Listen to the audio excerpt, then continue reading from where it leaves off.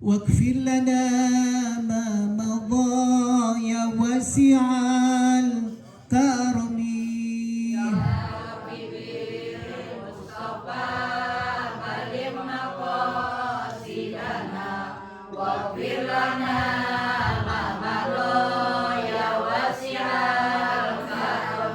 سريت من حرم ليلا إلى حرم كما سرى البدر في داد من الزلم.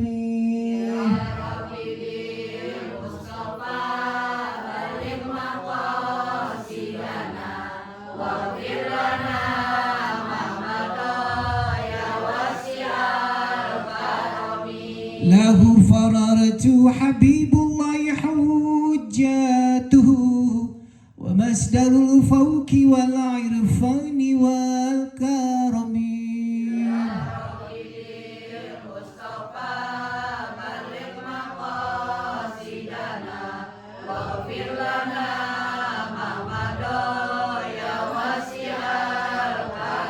يا ربي بالمصطفى بلغ مقاصدنا وغفر لنا ما مضى يا واسع الكرم.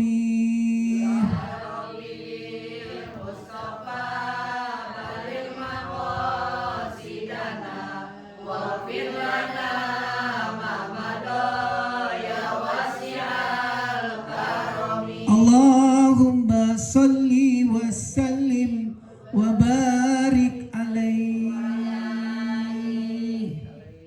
Mari sama-sama kita baca Fatihah. Semoga Allah Subhanahu wa taala memberikan futuhal arifin wa yufaqihuna fid din wa yarzuquna al-ikhlas wal yaqin.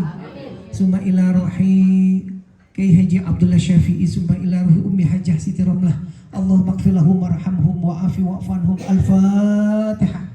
A'udzubillahi minasyaitonir rajim. Bismillahirrahmanirrahim. Alhamdulillahirabbil alamin arrahmanir rahim maliki yaumiddin. Iyyaka na'budu wa iyyaka nasta'in ihdinas siratal mustaqim siratal ladzina an'amta 'alaihim ghairil maghdubi 'alaihim waladdallin. Amin. Assalamualaikum warahmatullahi wabarakatuh. Waalaikumsalam warahmatullahi wabarakatuh. Alhamdulillah. Alhamdulillahilladzi hadana li hadza wa ma kunna linahtadiya laula an hadana Allah.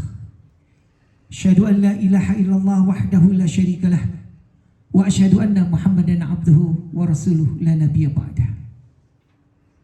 Faqala Allah ta'ala fi kitabihil aziz. A'udzu billahi minasyaitonir rajim. Bismillahirrahmanirrahim. Ud'uni astajib lakum. Sadaqallahul azim. Yang kami hormati Bapak dan Ibu sekalian, alhamdulillah, puji dan syukur kita panjatkan kehadirat Allah Subhanahu wa taala. Pagi hari ini kita berada di majelis ilmu. Semoga kita datangnya, hadirnya kita di sini mendapat barokah dari Allah Subhanahu wa taala. Dan insya Allah kita mendapatkan hidayah, ampunan, rahmat dan maghfirah dari Allah Subhanahu wa taala. Bapak Ibu yang kami hormati, tak lupa kita sampaikan salam dan selawat kita kepada baginda Nabi kita Muhammad SAW. Semoga kita nanti di yaumil qiyamah mendapat syafaat dari beliau. Amin ya rabbal alamin. Bapak Ibu sekalian yang kami hormati, kita termasuk manusia yang beruntung.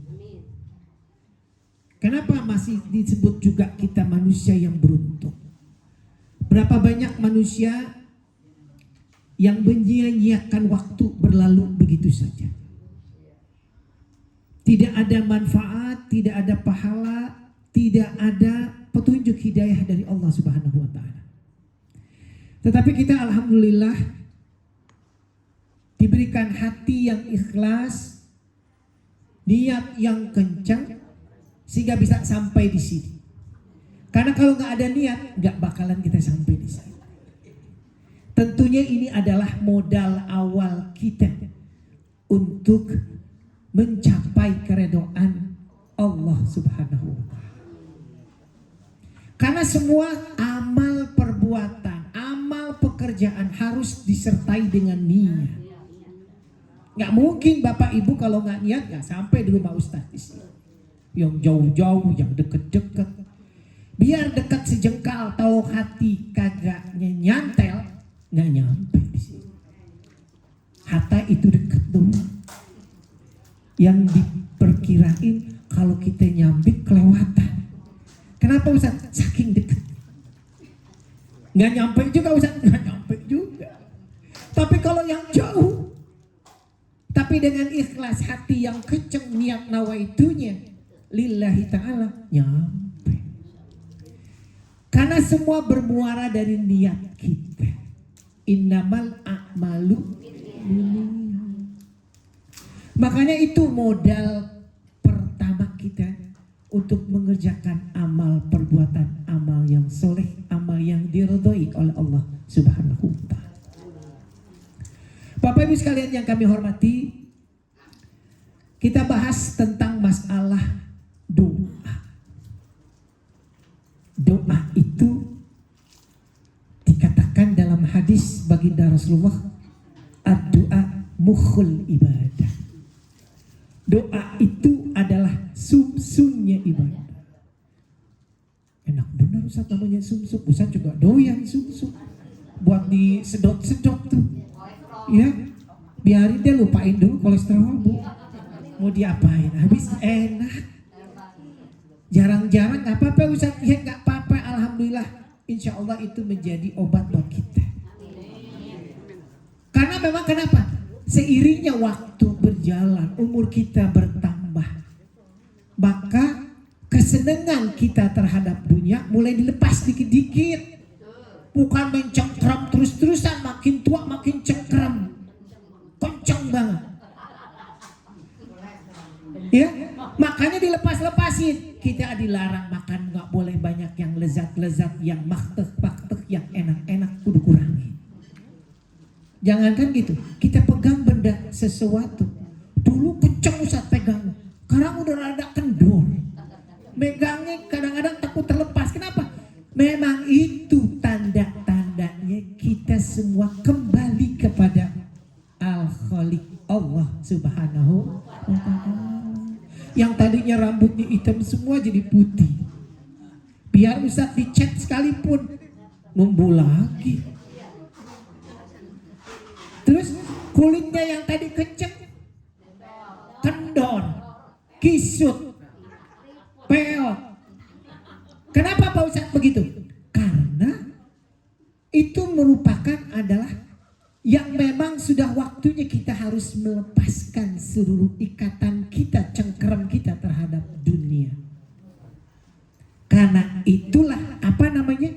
Itu adalah hal yang memang diatur oleh Allah. Sunnatullah seperti itu.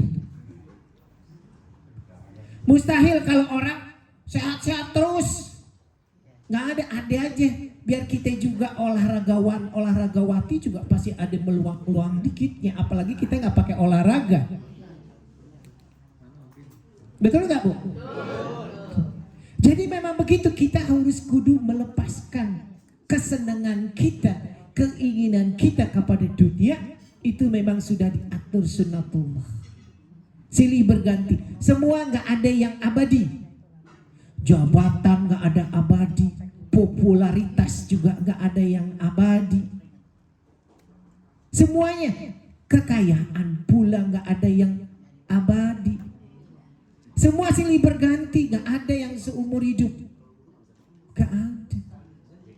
Karena memang sudah catatan Allah demikian. Nah, oleh karenanya kita harus lihat apa sih kita bahas tentang masalah doa. Doa itu dalam arti bahasa Arab, arti muasalnya yaitu ad-doa. Doa itu adalah permohonan. Itu terjemahannya secara singkat. Kemudian doa itu secara terminologis. Apa itu Pak Ustadz? Doa itu adalah segala upaya kita untuk meminta, memanjatkan keinginan, hasrat, keinginan, hajat, kepinginan kepada Allah Subhanahu wa taala, disitulah tempat pertolongan kita kepada Allah Subhanahu wa taala. Itu maknanya doa. Makanya ibu bapak kudu kita berdoa kepada Allah, bukan kepada manusia, apalagi pakai main dukun. Doanya minta sama dukun, Pak Ustadz. Ya bagaimana? Kerjaan kita percaya sama dukun udah musyrik. Musyrik itu nggak gampang diampuni dosa-dosa kita. Kita kudu minta kepada Allah Subhanahu wa taala. Maka ada di dalam firman Allah, ud'uni astajib lakum. Berdoalah kepadaku, kata Allah, niscaya aku akan perkenankan permohonanmu. Itu di dalam Al-Qur'an Karim. Jadi kita gak usah capek-capek, gak usah segen-segen, gak usah males-males untuk kita gak berdoa.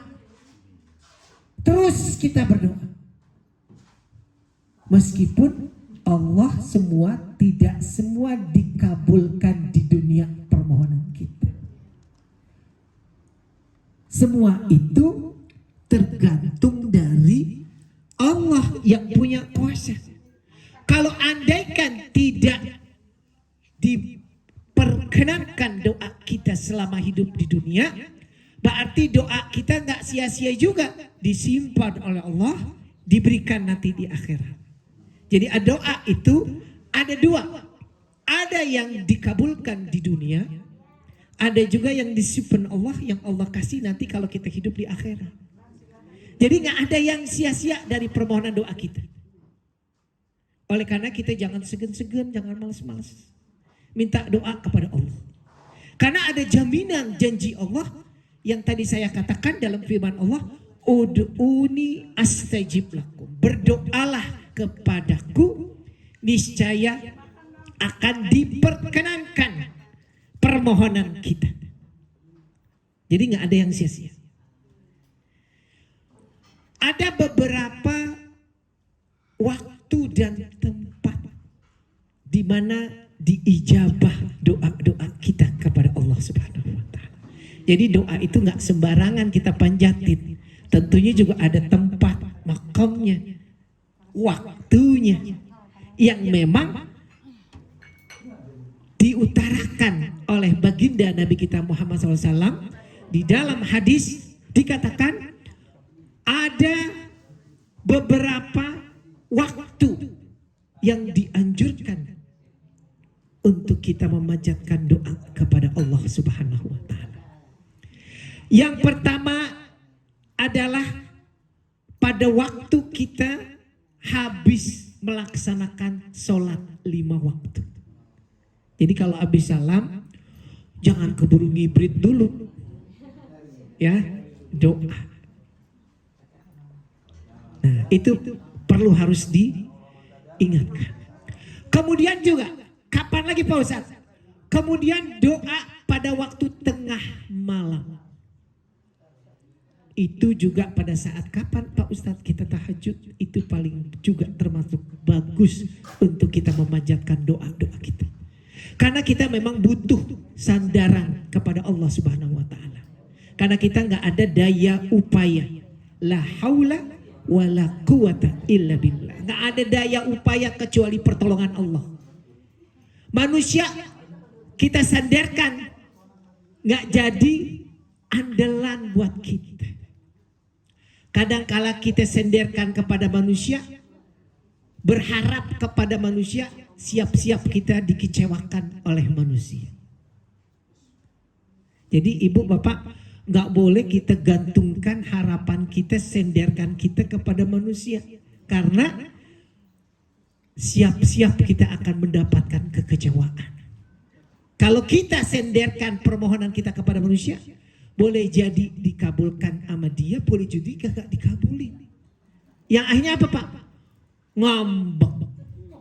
Kenapa? Karena keinginan kita gak dikabulin sama dia. Makanya kalau kita sandarkan kepada manusia, pengharapan kita, doa kita, nggak dapat, ngonclok deh, jalan deh ngambek, kecewa. Benar apa betul? Betul ya. Makanya kita sandarin permohonan.